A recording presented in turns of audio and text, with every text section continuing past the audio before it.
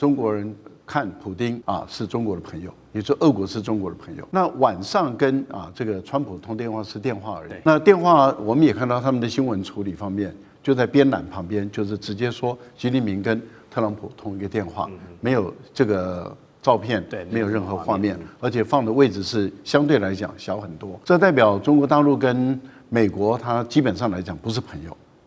是竞争者，是对手，是合作者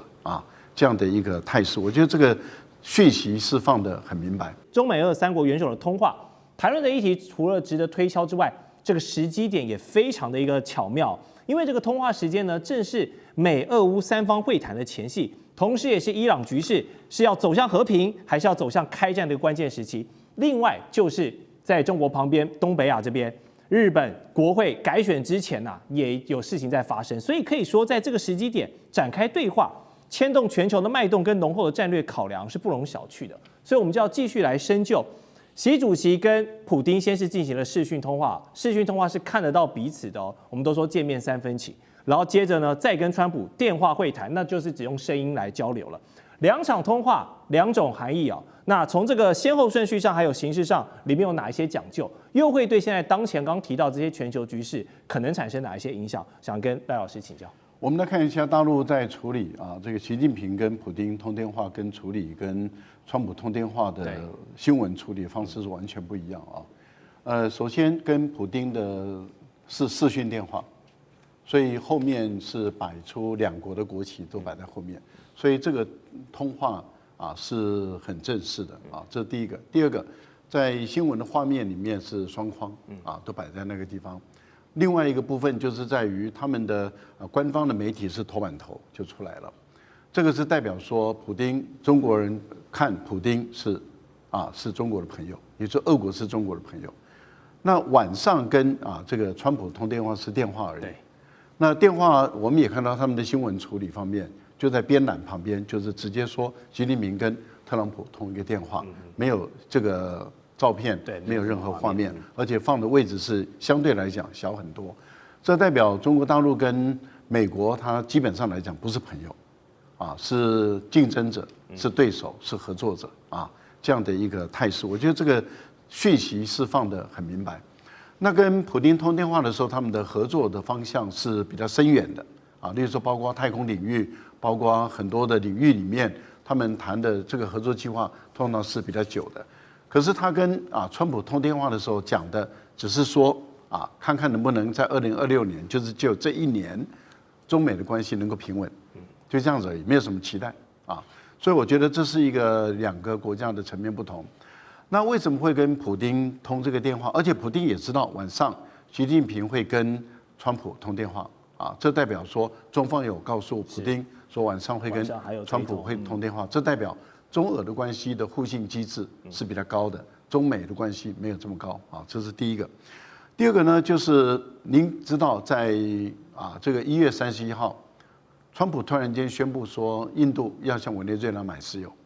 2月2号的时候就说我已经跟印度达成了协议。那现在格里尔准备要到印度或者叫印度的官员到美国要来谈这个协议，要把它形成文本，要签下来。那也就是川普是先跟这个莫迪通了电话以后，他的25%的惩罚性关税拿掉了，换得什么？换得印度不向俄罗斯买石油。另外，也就是有关于这个另外25%的关税降到18%，但是换的什么？换的美国的农产品进入印度是0关税，这个很严重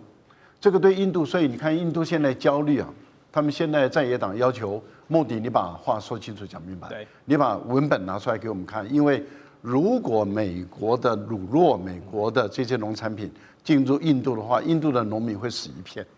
根本毫无竞争力。而印度的农民跟我们不太一样我们的农民数大概就占9%不到嘛，印度的农民是40以上到50，甚至到60它的占比非常高，所以这个对印度的农业来讲会造成很大的冲击。另外，川普有说印度要向美国买5000亿美元的商品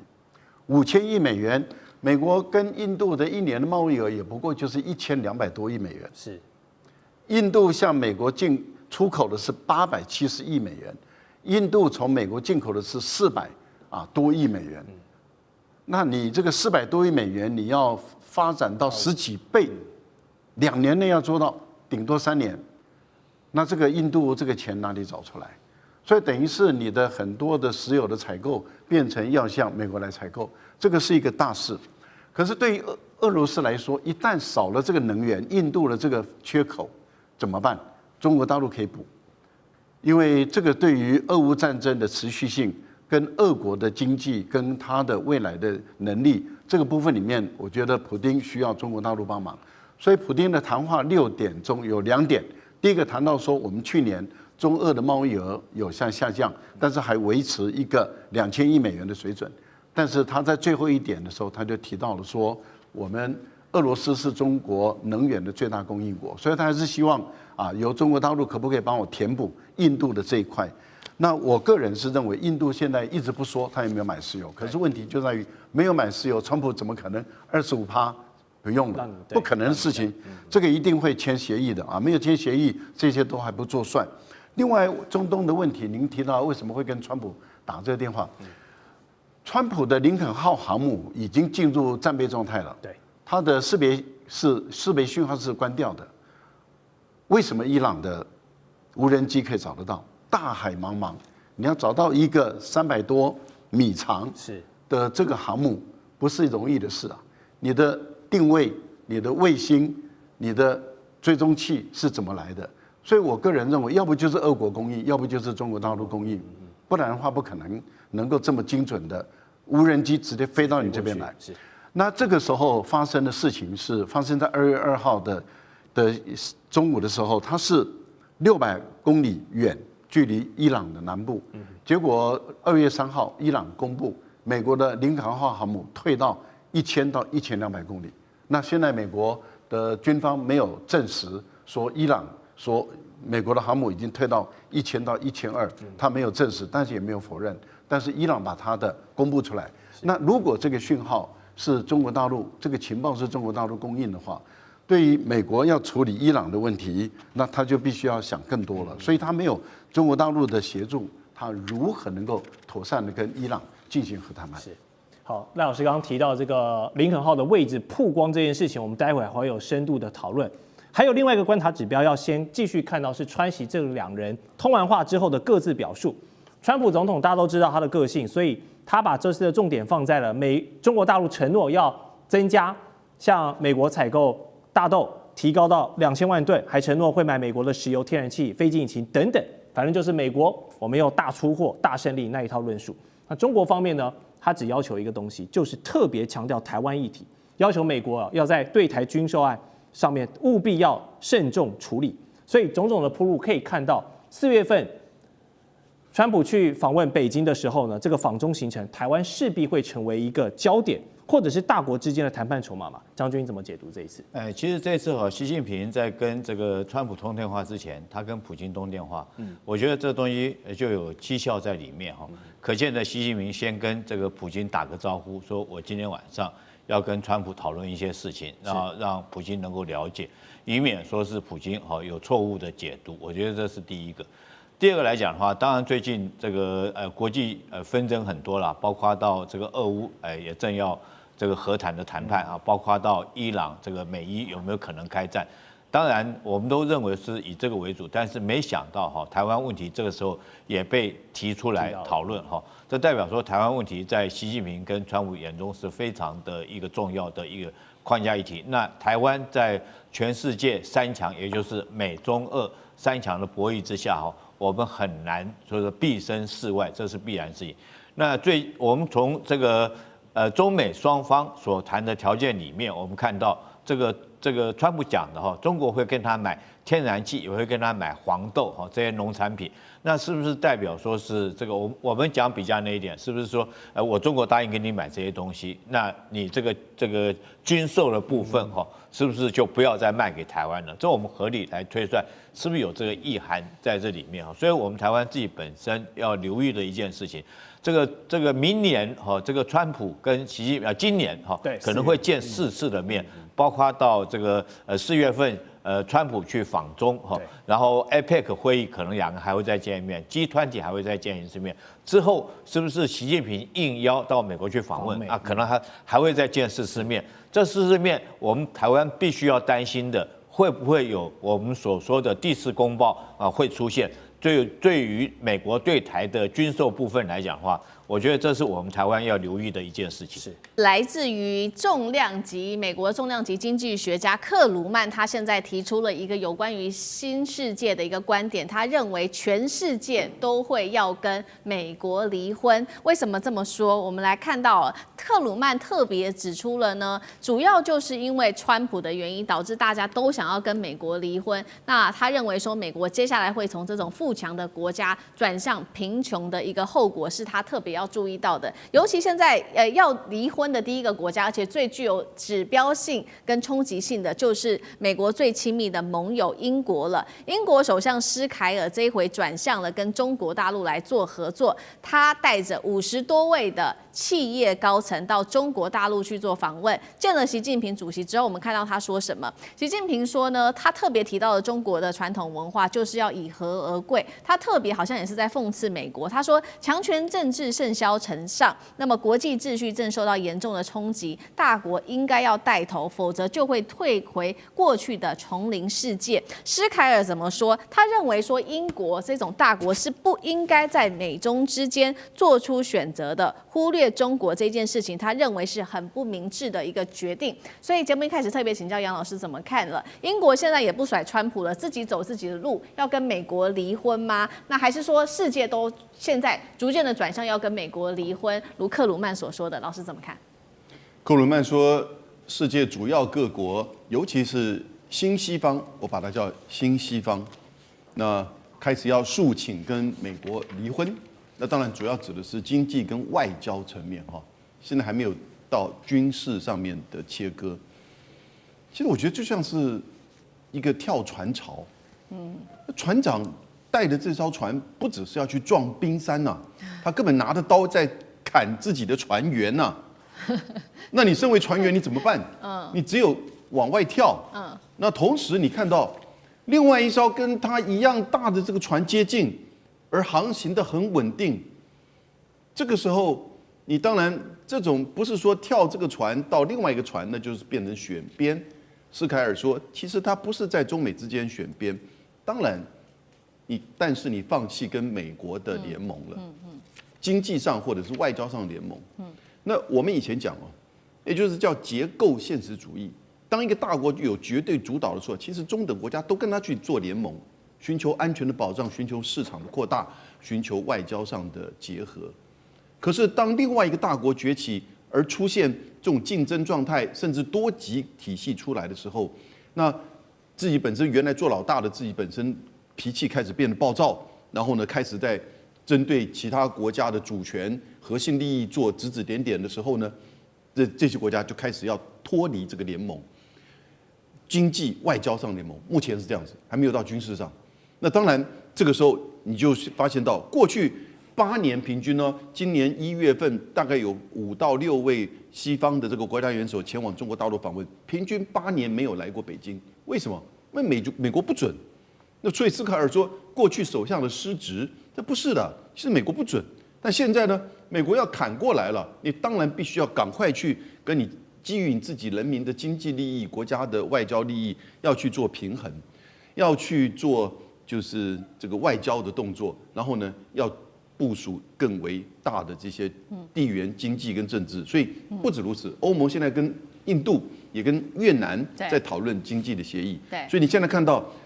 加拿大来。英国来，英国还现在签了10个这个协议，甚至要跟中国在做服务贸易自由化的可行性研究，这是不得了的事情。因为英国是第2大的服务贸易出口国，所以我觉得这个时候中美之间的这个权力结构的变化，当然也会导引了过去传统美国核心盟友开始在寻求新的布局、新的平衡，尤其是五眼联盟的加拿大、英国。然后呢，澳洲老早就做了新布局，纽西兰这个比较没有大的这个冲突。其实美国的核心的朋友都渐渐的远去，大家都诉请跟美国，我要离婚，好，两个重要的这个美国最亲密的盟友都要跟美国离婚。刚刚除了提到英国之外，还有加拿大。那这个离婚现在呢，还没有在军事上面的离婚，而是在经济上面离婚。那转向的是中国大陆。那我们也看到说，包括了英国跟加拿大，在最近其实跟中国达成了很多在经济上面的重要里程碑。先看英国拿走了什么样子的里程碑？英国跟中国已经讲好了，因为斯凯尔这次访中嘛，所以接下来英国民众入境中国可以享30天的免签，威士忌酒的关税从5%降到10%，降到5%。再来加拿大呢，它有达成了什么样的一个跟中国的关系哦？这个卡尼去谈，谈下了什么呢？包括它的油菜籽、龙虾、螃蟹、豌豆、农产品的关税大幅下调。重点来了，这个电动车的关税可以说是大幅的下调，从100%一口气直接降到了6.1%哦。那么加采购这个65万公吨的芥花籽，这是来自于中国大陆释放给加拿大的利多。再来看，就是说，川普因为加拿大做了这些动作，还有英国做了这些动作，非常的生气，所以他就跟加拿大说，接下来我会对你加征100%的关税，因为呢，你跟中国做生意，并且呢，他说呢，如果你加拿大不加速通过美国的湾流飞机认证，我会对你的飞机再加征50%的关税。他说跟中国做生意是非常危险的。张将军怎么看？我认为这个英国或者加拿大啊，它也不要说完全都是依赖美国市场，要说要寻找那个替代市场啊，因为美国它给你加关税，那你怎么办？那我们拿英国来看好了，英国在去年，跟美国之间的双边贸易，英国是享受的是贸易逆差，因为它向美国买的多，像美国买飞机，美国波音公司的飞机，英国在买，还有像美国买石油。美国石油卖给英国，所以英国是在去年它的贸易，它是大概有120亿美元的贸易逆差。美国是赚英国人的钱呢，是这样。那英国要赚谁的钱？看到中国大陆，希望都往中国大陆去发展。同样的，加拿大也是想要赚美国的钱，因为加拿大第一贸易对象美国嘛，两个边境相邻。那现在美国在这方面的加大这个关税，那他也要寻找替代市场，所以这个找替代市场是。这个英国首相斯凯尔啊，你也就是有效法这个加拿大卡尼的这一方面的这个做法，就一起就往中国大陆就去了。第二个原因呢，这个要降低依赖性，要保持弹性原则。你不能只压单边。加拿大第一对象是美国，英国最大对象也是美国，你要保持弹性原则。你一直都靠美国，那如果美国给你加关税，你就没有翻身哦。因为关税。大棒打下来，你能够怎么样？你就要来承接啊。那现在川普上任，的确是在做关税战，在做贸易保护。所以，那这个你要保持弹性原则，没有弹性原则不行。那第三个，最后我们讲了，美国的政策就是不稳定。川普一下是那么多，一下又要向下调，一下又要做什么？那你这样子跟他走太近，他不稳定呢，你是不是跟着不稳定？中国大陆相对的比美国稳定，没有说关税战打来打去，那当然跟稳定的做对象，因为大家。贸易的风险谁都承担不起来，跟稳定的这个变数少的来做生意是比较有保障，不要跟那个不稳定的做生意，到时候吃了亏、吃了闷棍，那不是倒霉了吗？所以我认为这个3个原则让加拿大、让英国斯凯尔不得不对中国大陆这一方面来做加码。所以确实哦，在2026年才一开始，我们看到其实不只是英国跟加拿大不断的跟中国大陆有更多更紧密的谈判，许多的国家在今年的1月份就已经跟中国大陆做更多的拜访。那现在有很多的国家现在是说排队要跟中国大陆见面。我们先来看到，包括1月跟2月有哪一些国家？1月份刚刚提到的加拿大跟这个英国之外，再来就是南韩总统李在明，还有爱尔兰总理跟芬兰总理。2月现在说呢，会预估。排队接力上去见中国的领袖，希望能见中国的还包括了乌拉圭总统跟德国总理贝尔茨。再来欧洲，同时也看到了南亚、印度市场的一个重要性，所以呢也签署了 FTA，希望能够吃下整个在这个地方这个区域20亿人口的市场，全球贸易量占全球 GDP 的25%。那厉将军怎么看川普的关税到底害到谁？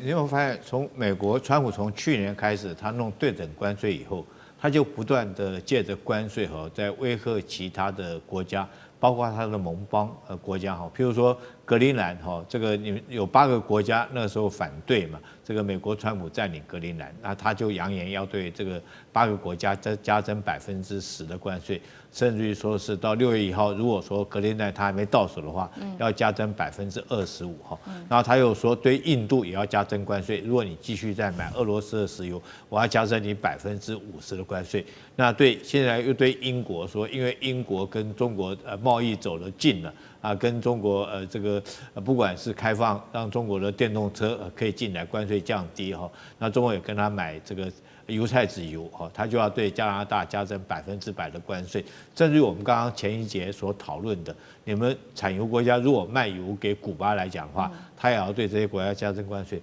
可是川普到处要加征关税，你有没有发现到一件事情？其他的国家都互相在减关税哦。这个中国对加拿大对中国，我们刚刚讲的这个汽车关税，电动车减了从100%减到6.1%而已哈。然后尤其是最明显的是欧盟跟印度彼此签了所谓自由贸易协议。那这两个地区，应该讲说2个地区了，欧盟跟这个印度来讲的话，总共占了。人口有20亿哈，然后 GDP 占的全球贸易量有到25%这么高，你知道它关税降到多少吗？这2个国家签了自由贸易协议以后，他们关税降到90%，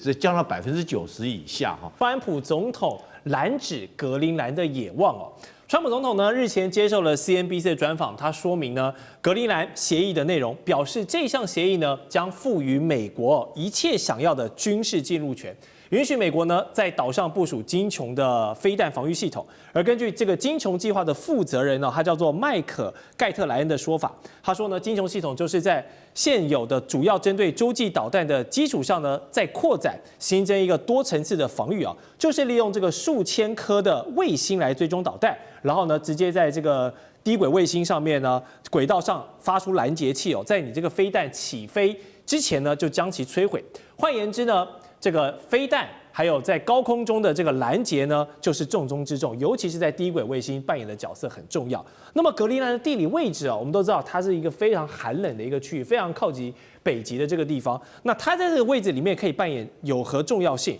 为什么美国一定要拿到这个地方不可呢？教授？美国应该来这样来看，它现在的精穹系统啊，就是星战计划的第2代。因为星战机的这个计划就是拦截洲际弹道飞弹。那现在他要拿到这个格陵兰，我认为他可以从2方面来做它的用途。我们首先看这个精球系统啊，我们弹道飞弹呢，地窖式的潜舰所发射的弹道飞弹，然后那潜舰它在任何地方它可以出没，你是没办法标定的，它可以潜到你的这个国家附近的海洋发射。那个战略轰炸机它是跑的，对，那就是我们讲的地窖式的怎么样去对。像美国有义勇兵3号，中共有这个东风31、东风4，还有东风5、东风6，这都是我们讲的洲际弹道飞弹。然后这要怎么去拦截呢？第一个，在发射阶段的时候推升的阶段，这个时间非常短暂，只能发掘，没办法摧毁。要不然你就源头摧毁就好了，你干嘛等它发射再摧？这个正在加速阶段，而且很快就进入地球轨道，所以这是在我们叫轨道拦截，在地球轨道这个叫太空。进入卡门线之后，就是进入太空了。在我们讲的轨道拦截，最后一个末端拦截，因为它离开轨道进入大气层，对这个城市重要的军事实施核武攻击的，这是最后。所以我们讲了，这讲了精穹系统最重要是这个轨道拦截。那所以在太空部署武器，但是在太空部署武器这个人造卫星也会被摧毁啊。现在有杀手卫星呢，也一样可以摧毁，但是那就是变成在地面上来做搭配。地面上现在美国就是标准3型跟标准6型的反弹飞弹就是这样。那现在那个美国是不是在格陵兰上面呢？可以有2种用途。第一个是不是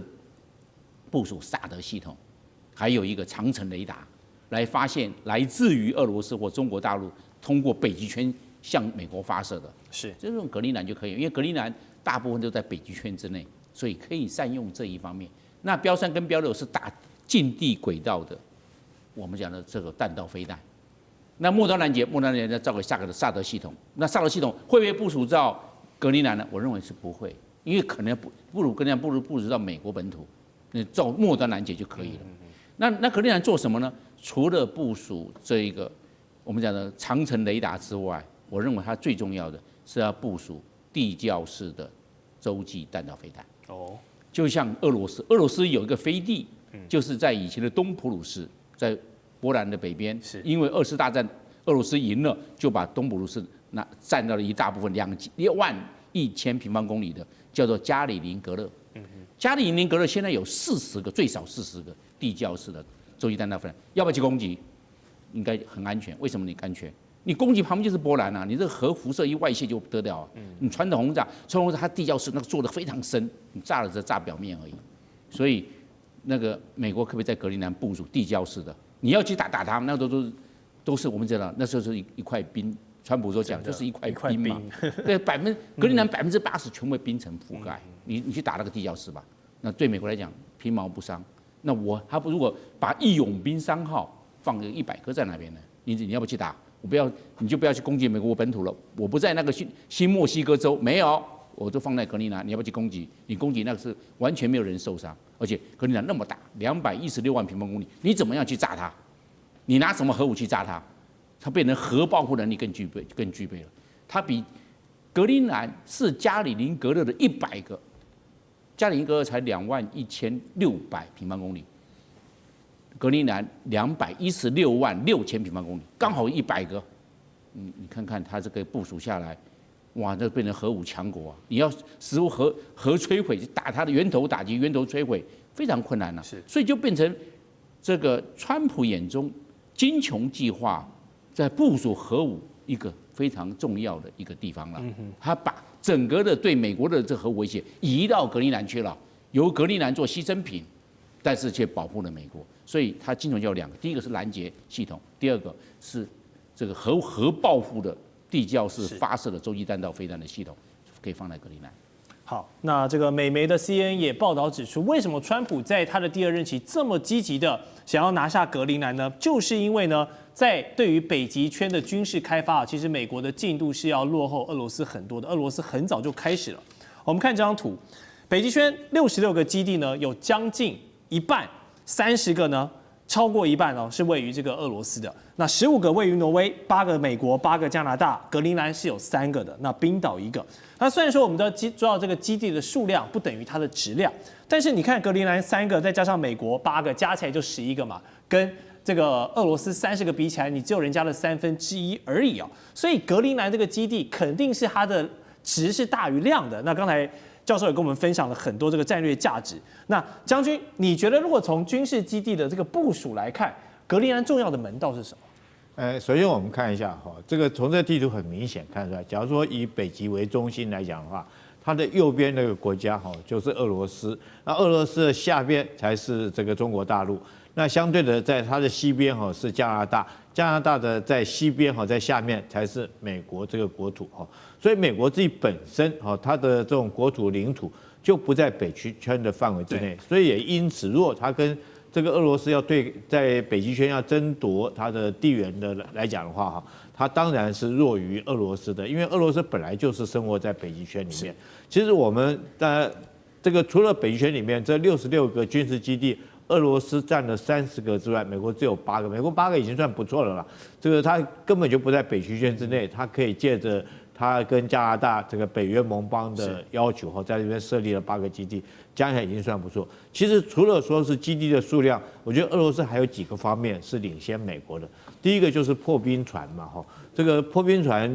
你在北极圈，不管是你航运干什么，主要就是要靠破冰船。那俄罗斯的破冰船的数量也远远超过加拿大跟美国的合起来的数量。这个俄罗斯目前据我了解有40几艘的破冰船，其中还有几艘是核子动力的破冰船。那美国跟加拿大现在是没有核动力的破冰船，数量也远远不及于俄罗斯。那第二个，我认为这个美国在这个地方跟俄罗斯争霸还略输一筹的，就是这个俄罗斯很习惯在这个地方北极圈里面的生活。我们看到前2天，你看到普京哈，以他这种年纪70几岁，他居然还去泡冰水冰窖，他们的这种宗教的仪式里面要全身这个穿一条内裤去泡到冰水里面啊。那出生的时候，你看俄罗斯人家讲他北极熊战斗民族，那小孩一出生下就丢到冰水里面，所以他们习惯于北极这种生活方式，还有他破冰船什么，他运输方式他都很习惯。所以假设你美国想要在这个地方跟俄罗斯一较长短来讲，我觉得还是略输一筹了。那格陵兰当然重要，格陵兰重要是在第2次世界大战的时候，美国总统杜鲁门那时候就是要买下格陵兰了。他已经预判到，如果说未来如果说是冷战时期美苏要这个互相这个冷战对抗来讲的话，北极势必是互相导弹射程的一个重要非经的一块地区哈。所以那时候这个杜鲁门就想要买下格陵兰，但是那时候他出的价钱是1亿，可是那时候这个丹麦就不卖啊，那个时候就不卖。然后当然以那时候1亿，现在换算成大概美金大概是15亿美金左右。所以现在如果说是格陵兰美国拿不到的话，我们看到这个地理上面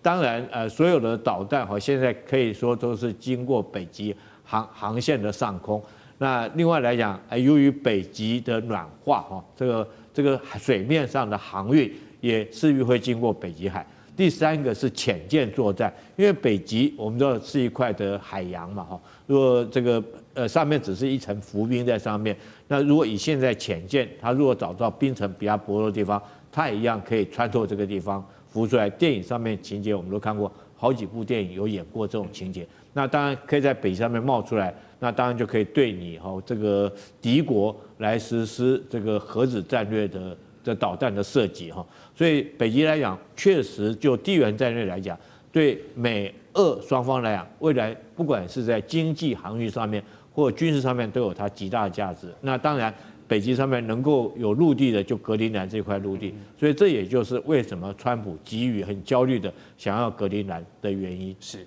好，川普总统急于想要拿下格陵兰，除了军事的用途之外，难道就没有一点私心吗？英国的《卫报》就爆料了，他说呢，根据川普第1任期时候担任他国家安全事务的助理博尔顿，他的说法呢，他说川普拿下格陵兰的念头其实在第1任期的时候就萌生了，因为当时有一位美国化妆品的巨头雅诗兰黛集团的高层就建议川普说，如果一旦美国拿下格陵兰之后呢，我们雅诗兰黛会砸下重金到当地去投资这个矿泉水的产业还要入股水力发电布局等等，讲得很美好。所以无论是这个岛上的矿物开采的潜力啦，还是川普这些商界朋友大家一起画大饼要瓜分利益的这个资本派对，好像这些诱因呢放在川普这个商人出身的背景上，好像是成立的耶。那杨老师，你对于这样的说法的看法？我觉得他们在画大饼，而且他们知道这上面根本不可能做那样子的布局跟这个投资，这投资一定是绝对难以回收的。格陵兰虽然是台湾的20倍这么大，全世界最大的岛，但是它有80%的面积是全年都是在冰块的这个笼罩之下。因此你要在上面做任何的探勘开挖，那个成本是非常的高的那不是把一个冰块这样移开因为它是整体在那边的。那格陵兰上面几个都市也没有什么环岛公路你还可以上面骑自行车，哪有这回事？城市跟城市之间的运输都是靠空运或者是海运的，因此它过去其实是有18座矿山，整个过去这个20-30年，到现在只剩2座，而这2座有一座是2007年开始的，到现在呢其实收益有限，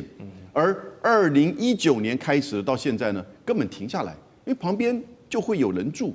因为它其实能够开扩的地方并不多。那如果你要做稀土，这2个刚好就是稀土的矿，那格陵兰政府严格的限制，因为会污染，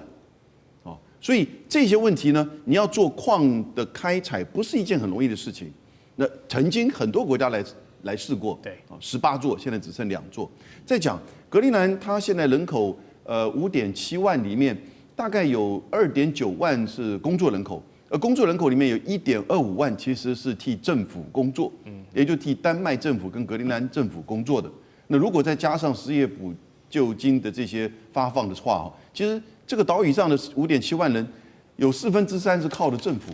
他们每年拿到丹麦政府给的补贴，大概就是1年1万美元。所以这个时候，川普如果说只给个10万美元，那他们就觉得我拿10万之后就没了。那丹麦是一直不断的给，对，美国会不断的给吗？你想想看，美国对原住民，美国自己本身的原住民，他的对待是如何？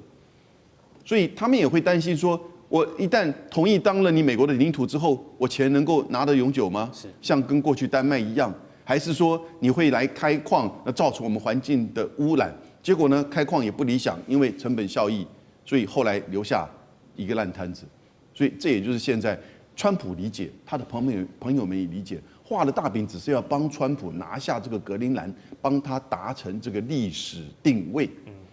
美国历史上买下格陵兰的总统就是第47任的美国川普总统。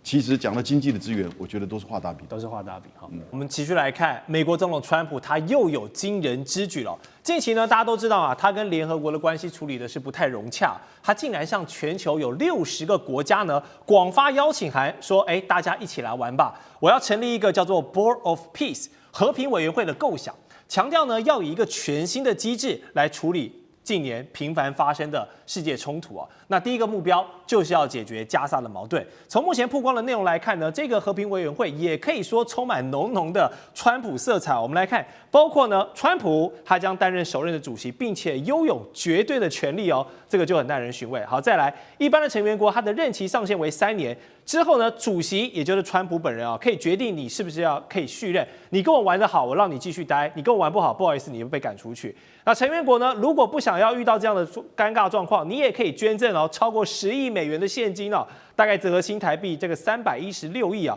就可以获得一个永久会员的资格。哇，看这3点就知道了，非常有这个川普的纲要的感觉哦，就是你花点钱，咱们来交个朋友，然后来玩玩看这样的一个商人思维。所以委员啊，你怎么看川普现在拎出这一个川普版的联合国，闹这一出戏，他想要搞什么？川普任期剩下不到3年啦。那请问一下，这个和平委员会存续期间可以超过3年吗？下一任美国总统如果是共和党呢，会接续他这个做法吗？如果民主党呢，更不可能接续他做法，所以他开心好玩就好，开心好玩，就像那个鲁特尼克说，要让我们总统开心让他开心就好。这个和平委员会其实没有到什么联合国的规格啦，它就是为了处理加沙走廊的土地利益的分配嘛。那土地利益分配，你给我10亿，我就分配给你多一点；你不给我钱，分配少一点。会缴钱大概沙特阿拉伯、阿联酋啦，维持这个一个基本的运作啦。这个他自己当主席，而且拥有皇帝一样的权威，谁能加入要我同意，我也可以开除你。哇，这个真爽啊，对啊。然后这个和平委员会可以控制一个加沙走廊的理事会、文官集团的政府。你看，那最糟糕的是以色列，我流血流汗拼命搞个老半天，加沙走廊我一块土地都拿不到，全部被川普拿走，这变成美国的海外领地，只是一个国际化的海外领地，一个托管地而已啊。那找什么 Tony Blair 来嘎一脚大家抽一脚。那其他的有哪个政府的首长参加？那个这个人找 Tony Blair， 那你找现在的这位首相怎么办呢？所以这个是一个川普在捞钱的一个机制啦，那他的目的就是说，我如何来处理？他可能3年内真的会把加沙走廊处理的有模用我经常喜欢开玩笑我说川普干别的不行，搞土地一把照，老本行，这加沙走廊的土地问题，他处理起来比谁都好熟练。他要钱他又不想美国出钱，所以呢，就是一个10亿收一收，够了啦，真的也够了那够了，问题是，那川普卸任以后，和平理事会主席还是他吗？你先问这个问题，他没有说不是他关键他继续控制这笔钱，他当加沙国王，是不是？哇，这个超有趣的。那把它想象成联合国，那就有点过了。为什么？联合国其他国家不会理会你，大部分国家跟以色列、跟那个加沙走廊也没什么关系是大家也没心嘎这一脚。那你说以后我们还可以处理加沙以外的其他问题，变成真的联合国，我跟你讲，美国其他总统也没兴趣啦就像那个印太什么印太经济架构一推出来，我就嘲笑他说，那是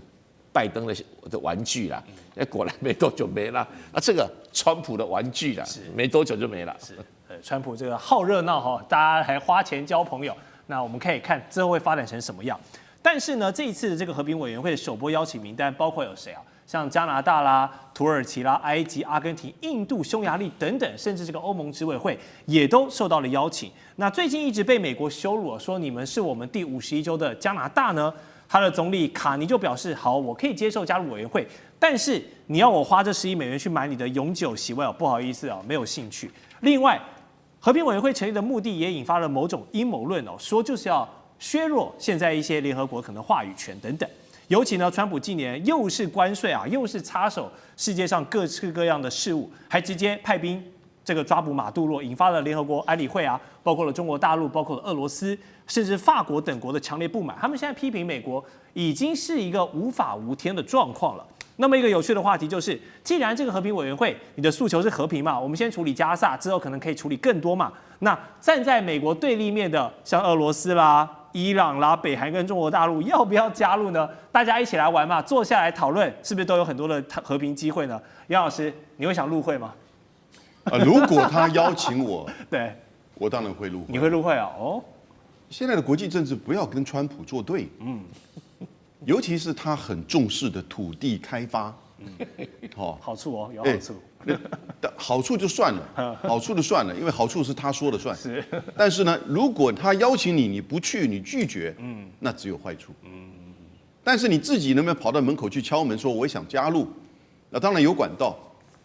我在想有一些国家可能也有表态，但不容易。是，但是他是不是真的能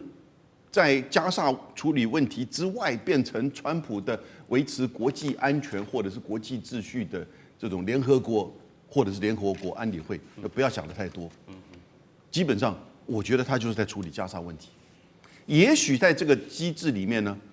将来碰到中东的相关的问题的时候，也可以用，因为加沙的稳定牵扯到就是它的房价，对，它的这个工程，然后呢，加沙的稳定会来自于中东的稳定、以色列的稳定，所以你知道这就跟一个铆钉啊钉进去哈，让以色列的情况跟中东、跟全世界在地缘政治、在就是金钱以及房地产开发多个层面更进一步的龛嵌在一起。他的深意在这里。是。至于说啊，我们比照这个拉出来取代联合国，川普是退出66个联合国相关机构跟其他的这些国际组织，因为他1月8号接受《纽约时报》访问的时候，他就讲一句话：哪有什么国际法？我的行为只有我的道德观才能对我有所限制。也就是川普说，我就是规则，我就是秩序。那尤其是在他的势力范围之内，他现在真的这样的搞，那因此他要一心一意想去开发的加沙地区，他就搞出了这个东西。一方面找大家来募款，那60亿乘上10亿乘上60个不得了。对啊，当然加拿大说他不会付哈，有些国家可能不会付，也是不得了然后呢，再加上这个利益在这边，我觉得其实他最主要是要去深化后续这整个加沙开发的想法，所以你不要小看他把大家绑在一起，利益绑在一起，然后呢，地缘政治绑在一起。但是你要把它提升取代联合国，我觉得不可能，因为我在想他大概不会去邀请俄罗斯或者是中国大陆，俄罗斯也许会，所以我们就等到那个结果出来，